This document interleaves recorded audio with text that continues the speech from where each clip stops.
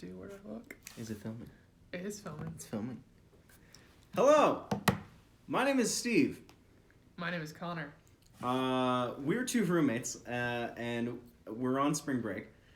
Instead of going anywhere exotic or tropical, or anywhere that we can see the sun, we've decided to remain on campus in the middle of fucking Vermont in March. Mm-hmm. And we've decided to go on an X-pedition of sorts. And we were... Such a fucking nerd. And we're rewatching all the X-Men movies, Yeah. Except for the Deadpools, in preparation for New Mutants, which is coming out in, 3 weeks? Yeah, I think so. April 3rd. That's terrifying. It Yeah. only took 5 years. So we started off with a bang. We started from the beginning. We watched Bryan Singer's first X-Men movie from 2000. Should we acknowledge the elephant in the room? The Bryan Singer in the room. The Bryan Singer in the room? We're going to have to talk about it like 3 other times. No, 4 other times. 4 other times. Yeah. I mean, we know who Bryan Singer is. We know what he's done. Bryan Singer's a real bad dude. It's a celebration of X-Men. And should not get... Bryan Singer. He should not get continued work. No. I'm going to acknowledge the fact I like all 4 movies that he's made in this franchise. Yeah.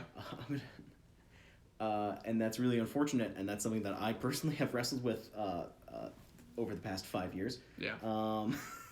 Ever since Days of Future Past came out. You can like the movie. You don't. We know you don't like the guy.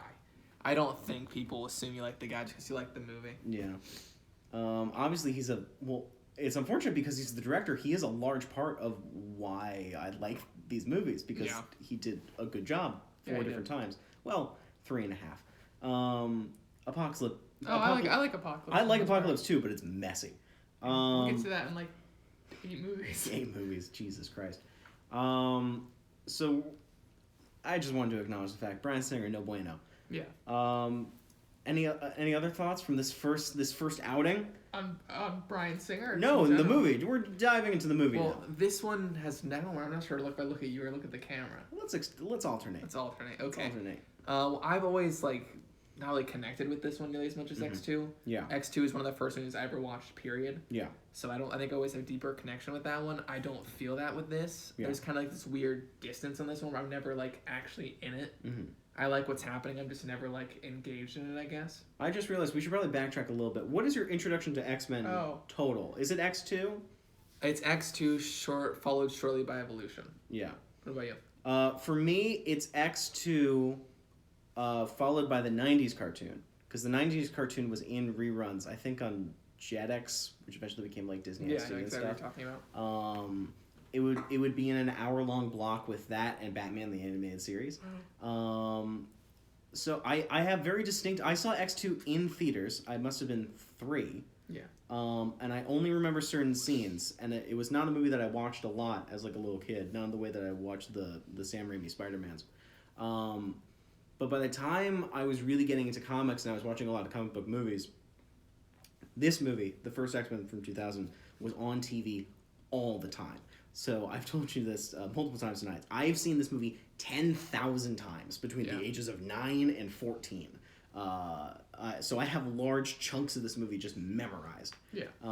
So watching it again was a very exciting experience for me. I adore this movie. Yeah. I think it's really comic booky, and it is. Yeah. It's comic. I have very similar feelings about this movie the way I feel about Burton's Batman movies, in which they don't take themselves too seriously. Yeah. They take a lot of really cool elements from comic book storytelling, and it's just a very solid, crisp 104-minute running time. Smaller stakes. Yeah. Which even the later X-Men movies don't have. Yeah. Where everything's just sort of focused. We have a limited number of characters, and we're just introducing people into this world. I see this and X2 have pretty small stakes. Yeah. Last Stand, it gets kind of wonky. Last Stand is wonky, yeah. Is there anything... Do we want to talk about actors, characters? I mean, as far as characters go, I think not really a lot of them hit their stride in this movie. I would say with the exception of maybe just Wolverine. You don't really get any, exemplary moments with anybody. Oh, I completely disagree with you. Magneto. Okay, yeah, him and Magneto, I'd say. That's fair. We are the future Charles. We are the future Charles. Not them. No, I think Hugh Jackman's consistently great. His introduction he's amazing. Yeah. I think that's a great introduce Wolverine 2 was like this cage fighting match. Cage fighting where you can't really, see his face. Sketchy Canadian bar. There's a lot of those where the purporting meets when their face is obscured by shadow, which is really interesting to do with Magneto and Wolverine, and I think someone else. Kind of Charles. You see him from behind first. Exactly. It's an interesting thing that he scares them by shadow, and then he shows them fully. Yeah. Because the first shot you see like Wolverine's face is covered by shadow. You see the cigar smoke going up the cage. Yeah, you don't see his face fully until he sits down at the bar with Rogue. Yeah. And little details like Rogue's costume is like a very like civilianized version of her superhero costume with the hood and everything. Yeah. The scarf. Good stuff. It's good stuff. No, obviously we get Magneto in this. I shouldn't say we just get Wolverine. I mean, I feel like I think it's because I'm used to X2, where like obviously we have more Magneto, more badass than what's Magneto. Like we have the whole like we'll get to it, but like when the guard Mystique injected the metal into his like blood, he rips them out, like makes the balls. I'm used to like more like bigger moments like that, I guess. So like the moments we get here and not like as where he's making just a Newton's cradle just on his desk. The Newton's cradle is pretty great. Where he catches the bullet. Yeah, the bullet's pretty cool. And the guy's screaming because it's still spinning like into his forehead. Putting the pressure into his forehead. Yeah. That's really cool. Yeah. Can't catch them all, Charles. No, you can't. Oh, we should talk about Auschwitz. Yeah, oh my god. Yeah, I mean, like you mentioned earlier when we were watching it, it's a really ballsy way to begin this like new franchise. It's such a ballsy way to begin a Fox franchise. Exec, like sitting down at his desk with gets his the script. He's just reading this like Schindler's List 2. Do you think part of that, why they were drawn to make them in the first place, it was something different from like the more zany like Batman and Robin-esque stuff that had just finished? Well, well, they really took a risk. Because superhero movies up to this point, obviously there was exceptions earlier, but it really starts with Donner's Superman. Yeah. And then those 4 movies sort of run their course and they run out of gas. Yeah. And then it's sort of relit again by Burton's Batman. And with Burton's Batman, there's this wave of, they didn't think to like make further adaptations of comic books. They were just like, oh, serials from the 30s. Yeah. So we got like the Phantom and the Spirit and I'm missing the Rocketeer was created in the 80s in that style. Yeah. But they didn't think like more superheroes. And then there's Blade, which is kind of an anomaly. Yeah. Because Blade's not really a superhero, it's more of like a horror action thing. Yeah. But yeah, this was the first because by the time this comes out, it's 3 years. Is it 2 or 3 years after Batman and Robin? Is Batman and Robin 97? Yeah, I think so. Okay. Yeah. So it's 3 years after Batman and Robin. The superhero thing was kind of dead. Yeah. And they sort of relit it. Yeah. I think it kind of helps that, because this movie was kind of fast-tracked. Yeah. That aesthetically, there's like a lot of Matrix-y bits in it. Like the black leather. Yeah. There's a lot of wire work. There's stuff with bullets, yeah, especially with Mystique. What was your question? It's 2 a.m. Oh yeah, but he sees me, especially me yawning. It is 2:40 something in the morning. My question was, do you think that Auschwitz thing was kind of like a motivator for them to do the project? Was it the huge differentiation between like X-Men, Batman and Robin? Mm-hmm. They were distinguishing themselves in this realm a lot more. I do think so. Well, part of it, because X-Men has always been a parable about like racism and discrimination, and Bryan Singer as a bisexual like had always been very open. That is essentially an analogy of being gay, on top of like it's essentially any form of otherism can be placed into the mutants very well, which is really interesting that they repeatedly throughout this movie say normal people. Yeah. Which is a choice of rhetoric that I think if this movie was made today, they probably wouldn't use. Yeah. But that's besides the point.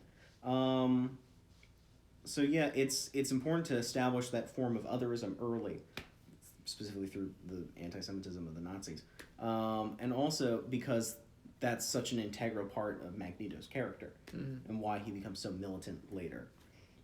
Things like that. I don't know, is there anything else that we want to cover? Toad? Do we want to talk about Toad? Toad's fine. Dual Brotherhood is fine. I love them. I love every single one of them. Sabretooth's kind of lame, but I like him. Sabretooth's very lame. Toad is fun. I love Todd Talansky as much as anyone else. Yeah. But no, that's our sweet little Darth Maul Toad that's boy. That's how fucking nerd is. I know Toad's full name, Todd Talansky. I love him as much as anyone else. I think Ray Park does a fine job. He's pretty good in this movie. He's okay. I like him. I think he's having a fun time. I don't know. I think Mystique's the best part of the Brotherhood, with the exception of Magneto. If you're getting the actual brothers in the Brotherhood, I think Mystique is the best. I think Rebecca Romijn does a great job this entire trilogy. Yeah. I think she's great. We were talking during the movie, the special effects from Mystique still hold up incredibly well. There's a couple shots that are a little wonky, but I would say...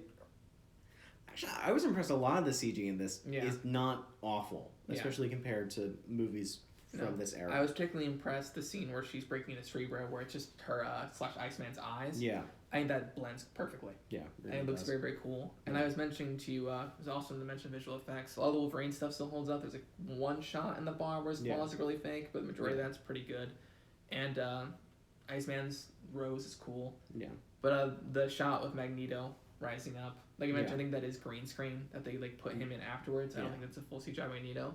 And the one full CGI Wolverine shot where he's spinning around the top of the crown, it's obviously very much a CG Hugh Jackman, but I think it works fine. I think it's still a cool shot. Yeah.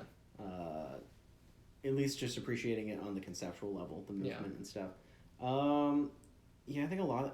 Do we know what the budget of this movie is? Could you look at it really quick? Because going back to earlier, smaller stakes movie, especially now in a post-MCU world where every superhero movie ends with the threat of the entire universe falling apart or whatever. 75. Yeah, that's pretty small scale considering. Yeah. Especially considering just 2 years later, the first Raimi Spider-Man was well over 100. I think. Considering Dark Phoenix was 200. Yeah, 20 years later. Yeah. Or even X2 being 110. Yeah. No, that's the crazy thing. This franchise is now 20 years old. Yeah. That's kind of scary. It is pretty much literally our entire lifetime. With the exception of literally 1 year. 1 year, yeah.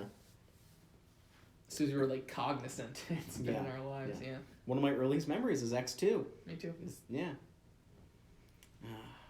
Craziness. It's craziness. All sorts of craziness. Which I'll have a lot more to talk about at X2, especially because it'll be a lot earlier in the day. Hopefully. Yeah, it's almost 3 in the morning right now. Yeah. But, I mean... I don't really have much to say about this movie because I don't really have much to say about it, you know what I mean? Mm-hmm. I don't love the first X-Men. X2 means a lot more to me. Mm-hmm. So this thing just makes you really excited to watch X2. A nice sampling, a nice prelude. Because I feel like this movie never, submerges you, I guess. I feel like X2, submerges you. Where it's this is X-Men, this is what's going on. This always feels a little bit too, toe-dippy for me. I think they do a very good job introducing certain elements into the franchise. I agree it's not totally immersive. We were talking about this a little bit before we started filming. I think one of its greatest strengths is just how rapid pace everything is. But at the same time, there is a big hindrance in that is that the movie never fully breathes. Yeah. You never really you're feeling really delve deep into this world. I think the movie goes too fast to really get connected. Some people complain X2 is too slow. I like the slowness of X2. Mm-hmm. Obviously, it starts with a very rapid opening sequence. Yeah.